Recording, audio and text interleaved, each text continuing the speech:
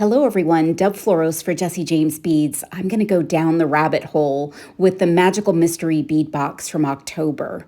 This is such a fun box, and I'm going to make some really fun headpin earrings, and they are asymmetrical, and all you need are some 3-inch headpins and some bail making pliers.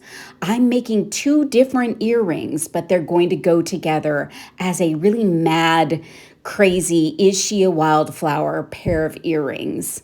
So you can make these by picking up this box from jessejamesbeads.com and adding those beads to your head pins and creating a one swoop ear wire. Now the beads will move, but when you're wearing them, they won't come off. Try these out from the Magical Mystery Bead Box at jessejamesbeads.com. Thank you so much for watching.